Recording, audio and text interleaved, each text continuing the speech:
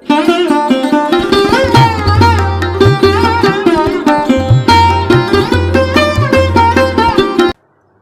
Friends, welcome back to my channel. তো আজকে তোমাদেরকে দেখাতে চলছি আমি কীভাবে মোরলা মাছের ঝাল চচ্চড়ি রান্না করি।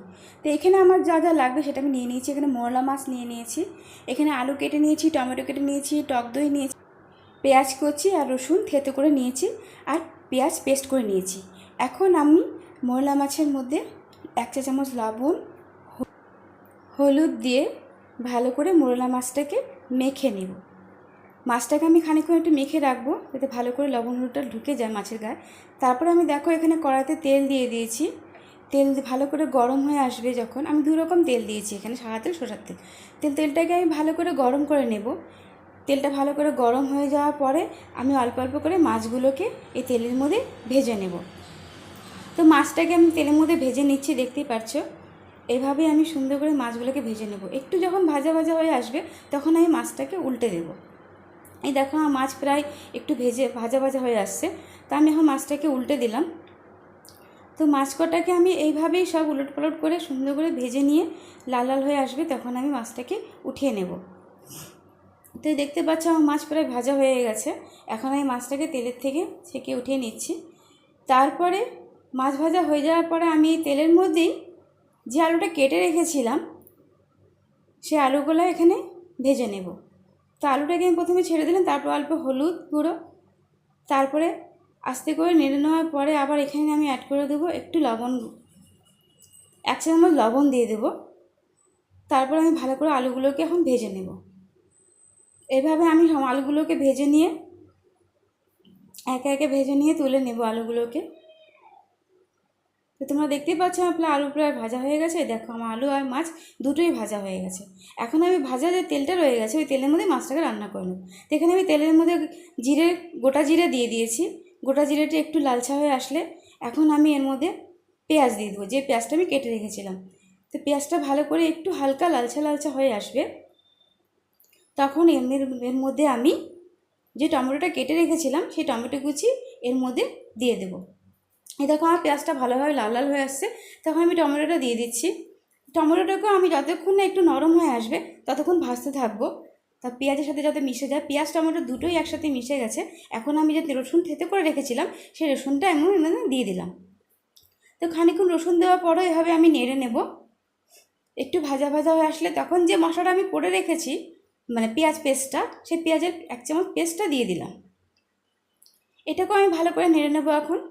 তো এইভাবে নাড়ার পরে যখন একটুখানি হালকা ভাজা আসবে তখন আমি যে মশলাটা করে রেখেছিলাম, এখানে আদা, তারপরে তোমার দিকে জিরে ধনে একসাথে পেস্ট করে রেখেছিলাম, তো সেই পেস্টটা আমি এর মধ্যে দিয়ে দিলাম।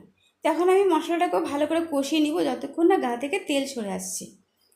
তো দেখতে পাচ্ছ আমি মশলাটাকে আমি ভালো করে কষাচ্ছি, একটু তেলও ছেড়ে আসছে। তো এখন আমি এর মধ্যে লবণ দিয়ে দেবো, 1 চা চামচ লবণ দিয়ে দিলাম। এখন 1 চা চামচ হলুদ গুঁড়ো দিয়ে দিলাম। এরপর এর মধ্যে আমি সামান্য একটু চিনি দেব। এখন তোমরা কেউ দিলে দিতে পারো, আমি দিই চিনিটা, তার জন্য আমি দিচ্ছি। তো এখানে চিনি এখন 1 চামচ চিনি দিয়ে দিলাম। তো এই সমস্ত মশলাটাকে এখন ভালোভাবে কষে নেব।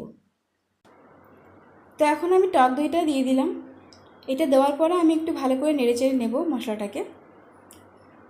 তো দেখো আমি এখন কি সুন্দর করে নেড়ে নিচ্ছি যাতে ভালোভাবে মশলার মধ্যে টক দইটা লেগে যায়। তারপরে আমি যখন কষা হয়ে যাবে মশলাটা তখন আমি এর মধ্যে যে মাছ আর আলুটা ভেজে রেখেছিলাম তো অল্প অল্প করে সেই মাছটা আমি এর মধ্যে দিয়ে দেবো। তা আমার পুরো মশলা কিন্তু কষা হয়ে গেছে, দেখতেই পাচ্ছ। এখন আমি আলুটা দিয়ে দেবো প্রথমে। তবে আলুটা দেওয়ার পরে তো আমি একটু খুন্তি দিয়ে নেড়ে নিলাম যাতে আলুর গায়ে মশলাটা ভালোভাবে লেগে যায়। এখন আমি যে মাছগুলো ভেজে রেখেছিলাম সেই মাছগুলো অল্প অল্প করে এই মশলার মধ্যে এখন দিয়ে দেব। তো এইভাবে মশলার সাথে ভালো করে মাছগুলোকে দেওয়া হয়ে গেল, মাছের সাথে ভালো করে কষিয়ে নিয়ে তারপরে আমি কিন্তু এর মধ্যে আমি কিছুটা জল দিয়ে দেবো। এখন যেহেতু আমার কষা হয়ে গেছে মাছটা, তো জল দিয়ে দিচ্ছি। জল দিয়ে সুন্দর করে ভালো করে নেড়ে নিয়ে আমি একটা ঢাকনা দিয়ে কিন্তু ঢেকে দেবো এখন, যতক্ষণ না মাছটা কমপ্লিট হয়ে আসে। তো এখানে আমার মাছটা জল দিয়ে ভালো করে করে পরে আমি দেখো নেড়ে নিয়ে এখন ঢাকনা দিয়ে একটা চাপিয়ে দেব। তো আমি এখানে ঢাকনাটা দিয়ে দিচ্ছি। তো তো আমার দেখো এখানে মাছটা প্রায় কমপ্লিট হয়ে গেছে, তোমাদেরকে দেখাচ্ছি। দেখো গা থেকে তেলও ছেড়ে গেছে। তো আমার মাছ রান্না কমপ্লিট হয়ে গেছে। এখন আমি একটা পাত্রে ঢেলে নেব।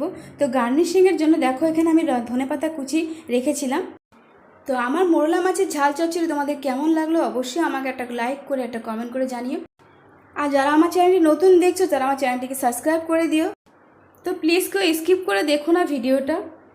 ভালো থেকো তোমরা। আবার কোনো নতুন রেসিপি নিয়ে তোমাদের কাছে খুব তাড়াতাড়ি হাজির হয়ে যাব। ততক্ষণের জন্য টাটা, বাই বাই।